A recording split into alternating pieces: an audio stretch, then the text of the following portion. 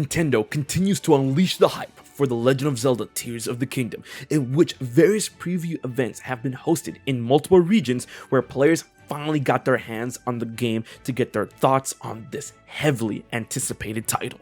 And there were a ton, loads of cool reveals, confirmations, and more when it comes to the preview event of The Legend of Zelda Tears of the Kingdom. The hype is now, and it is ours. What's up, Zelda fans? It's your boy HMK once again, and I really need a shave and a haircut, among other things, but here are 10 huge things, wild things that we've learned when it comes to Tears of the Kingdom thanks to the preview event.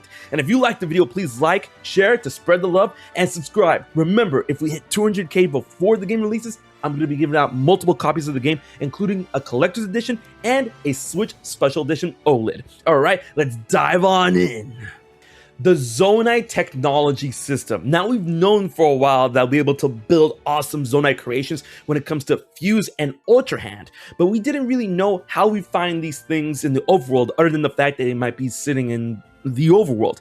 Well, thanks to the gameplay preview, we have the confirmation that that gumball gotcha pachinko looking thing is actually how we get a lot of these items in storage. Not that they're going to be flown out into the ground and then we're going to have to use Ultra Hand to pick them up and bring them up to... No, we put them away in our pocket. It's crazy. So when you find one of these machines, you can load them up using Zonai charges, which gets dropped every time you beat a construct, which, by the way, the Zonai charges also, you know, can be consumed, not eaten, consumed in order to replenish Link's battery charge, his Zonai charge on his hip. We'll get to more of that later. But once you load up enough Zonai charges, you get a random number and a random assortment of Zonai technology that you could put away and take out for later use, including fans, rockets, steering wheels, and a one-time use pot. It's crazy, and I'm honestly loving that idea, and it gives more to the idea of like, hey, let's go find one of these machines because I could use some Zonai tech, including a flamethrower. Like, I could really use one, so let's find one of those machines and get the party started. There's going to be a ton of quality of life changes when going from Breath of the Wild into Tears of the Kingdom. One of the most notable that I really like is a cookbook. You know, if you cook something using a pot or whatever, just like how you did in Breath of the Wild, that recipe gets logged into a book that as long as you have the components to that recipe, you can just, all right, cook it, let's go. You don't have to like mix and match. I mean, I'm pretty sure there are people that know every type of recipe from Breath of the Wild, and I'm sure there's going to be new ones in Tears of the Kingdom. But it's really cool that they're going to be logged into storage, into memory when it comes to those recipes, and other quality of life changes include that of a new UI and a wheel to select your Zonai powers. Your Sheikah runes, your Zonai powers, because back in the day, the Sheikah runes was on a line, and now it's a wheel. It's like Nintendo reinventing the wheel. The Zonai wheel. Yes, indeedy, Apple Seedy. You see what I did? Yeah. Clorox Seeds, they're back! But, hear me out in a better way. So, of course, you'll be able to find Clorox under rocks like you would do in Breath of the Wild in Tears of the Kingdom, but they finally have the confirmation from the gameplay preview from those that play the game that I've been theorizing that there are going to be Clorox Seed quests. Now, remember that Clorox that had that really big backpack? It's like, I gotta find my friend. I was thinking that was going to be part of a Clorox quest, in which if you do that quest, you get multiple seeds at once. And I was right. So someone was able to find a Clorox with a giant backpack and actually use Ultra Hand in the backpack because the backpack isn't alive. So they use Ultra Hand to guide that Clorox to its buddy, and then they were rewarded with multiple Clorox Seeds. Now, it's unknown how many Clorox Seeds you'll be able to get when it comes to these specific quests, but that definitely does expedite, you know, the idea of gaining these seeds rather than just, you know, finding them on the overworld, which I feel is a good way to, you know, answer that complaint. It was like, oh, there's way too many, 900, what's this price? All that stuff, it took too long. This is a cool way to like, hey, you can still find them in the overworld, but you can do the quests in order to get more at a time. The Zonai Battery. So we finally got the confirmation that the apparatus on Link's hip is indeed a Zonai charged battery, which will act as the battery life to the Zonai creations that you put together, such as cars, blimps, you know, anything, any piece of Zonai technology, even the flamethrowers are going to utilize this battery. and that you can expand it through unknown means. So it's going to be another resource meter, just like Link's health, Link's stamina, and now Link's Zonai Battery, which is finally, I'm glad we have this confirmation that instead of increasing the battery life when it comes to the overworld or in sections, no, it's something that you can upgrade over time, once again, through unknown means. But what's really cool is that you can find Zonai generators to attach to your creations that will use up the generator before it accesses your battery. And like I said before, Zonai charges, which go into the pachinko machine, can be used to restore Zonai battery charge if your battery gets depleted in mid-use. Ooh, new ailments! Yes, there are going to be new form of ailments when it comes to Tears of the Kingdom. And I say ailments like, remember back in the day we got burning, hot, on fire, ice, electrified, all that stuff. There's going to be new ailments in Tears of the Kingdom, which I really like. So apparently from the top of my head, from what I've seen with all the previews, there's going to be muddle, which is basically means confusion, right? If you use muddle on an enemy, I don't know what happens when muddle happens on you, but if you use muddle on an enemy, then they'll get confused and they'll attack each other, which is awesome. And then there's also blind, which is basically like a flashbang when you have these certain like plants and then you use them in a big flash and then they're blind and they're like, ah, and then they just don't know what's going on, whatever. So there's blind, and then there's also gloom. Now, I was able to pick this up. We have no idea what gloom does, but I was able to pick this up from a plant that was picked up by a player saying that, hey, if you consume this or you mix this into monster parts, it gives you a potion that heals you when you take damage from gloom. And I'm like, so what's gloom? Is it like poison or something that you get affected if you go into the malice and you lose health over time? We have no idea. But I'm honestly thinking it's going to be a type of life, drain, not drain to go into someone else, but like drain your life over time. You take damage over time. That's what I think gloom is going to be. But we're going to have to wait and see. But we got some new ailments and I want to see how, we can interact with them and enemies in the overworld. Elemental weaponry creation. Now this one is a double-edged sword.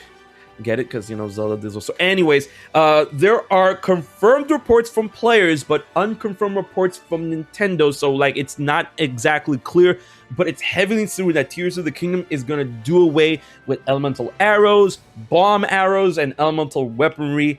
In exchange, you're going to have to build them yourself using elemental things like plants, choo-choo jellies, and ore. Right? So instead of, finding fire arrows, you're going to have to make them yourself. You can make a fire arrow using fire choo-choo jelly onto an arrow, which does like 1 or 2 hearts of damage and a pretty good explosion. But if you were to use a ruby, then it does a massive explosion and does like 10 hearts worth of damage, because I would assume so, because it's an ore, it's valuable. Like, oh, I'm going to waste this, it's going to be time, right? In terms of bombs, we have the confirmation that bomb flowers are going to be returning in Tears of the Kingdom, which tells me that the bomb rune, is not going to return. Instead of having a cooldown to use bombs are once again going to be a resource you're going to have to find in the overworld, which I am good with, especially since, the bomb flowers were such a cool item in Zelda anyways. So I'm glad to see that is back. But that is the aspect when it comes to the elemental weaponry in terms of arrows. But we've also seen gameplay, specifically from Nintendo Fangirl, where she found a magical rod after, draining like a pool or whatever up into the sky area. And when she attached a ruby to the rod, it became a meteor rod. And I'm like, okay, all right. So it's currently unknown if we could attach ore to the bottom of swords to make it a flame sword, just like how we did in Breath of the Wild. Well, not how we did, but that's how they were made in Breath of the Wild. Or will the rock go on top of the sword? And I'm like, I don't know. Like, this looks kind of weird. But we'll have to wait and see. Zonai Platforms. Now, this is something that a lot of people have been wondering, what is the deal with these things, ever since we saw certain gameplay aspects within the previous trailers and Mr. Onuma's gameplay demonstration.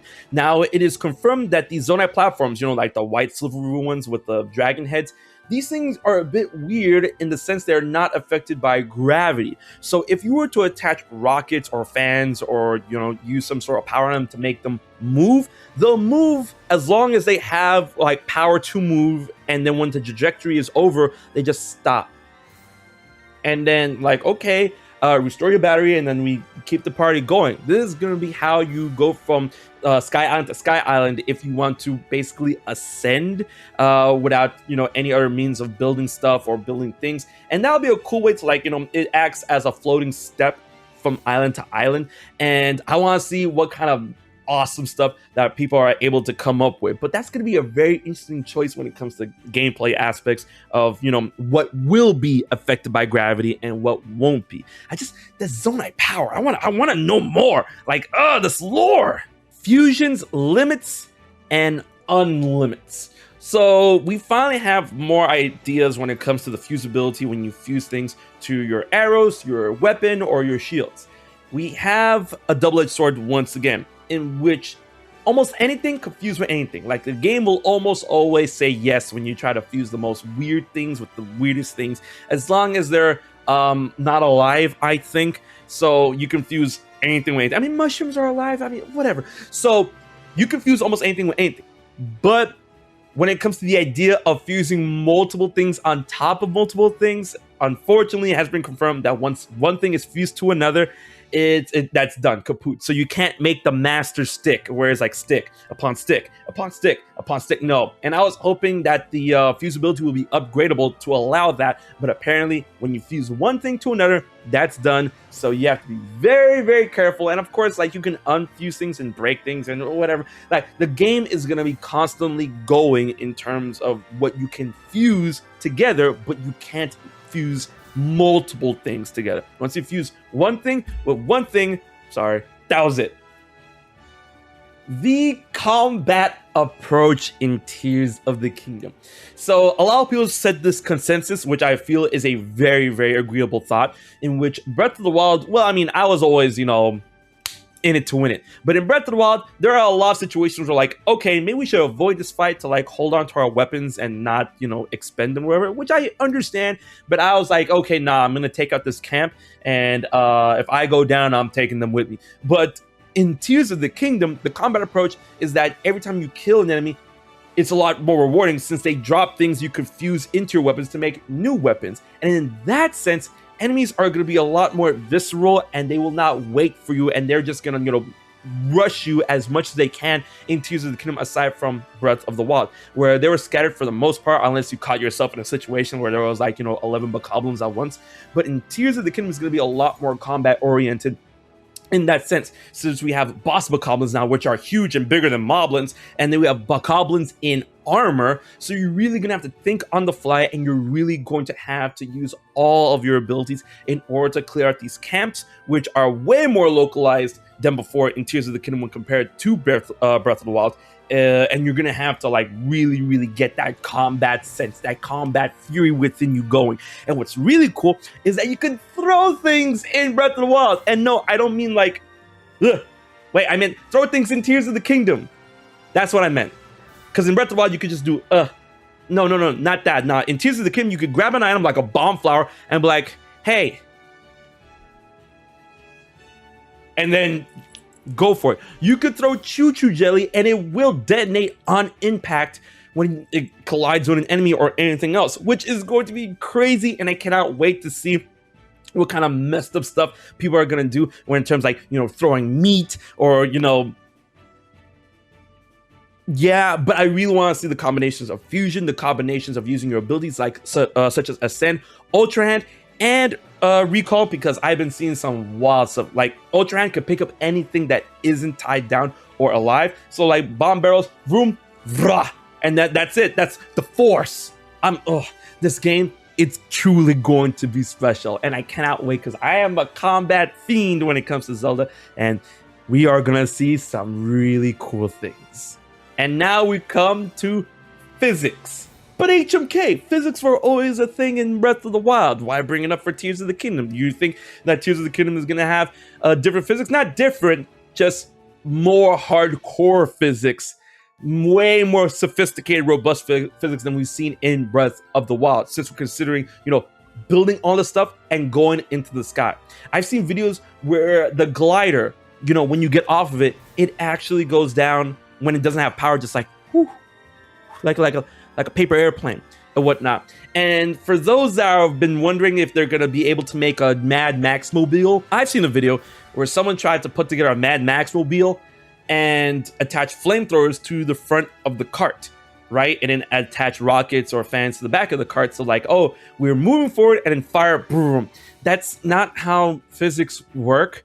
And when they moved faster than the flames could like pour out. So the flames kind of like went back to them and just like, you know, blew up the Mad Max mobile. So maybe if you attach cannons, like we see in, you know, certain preview shots where it's like, you know, it fires green energy, maybe you attach cannons to the front, that will work out.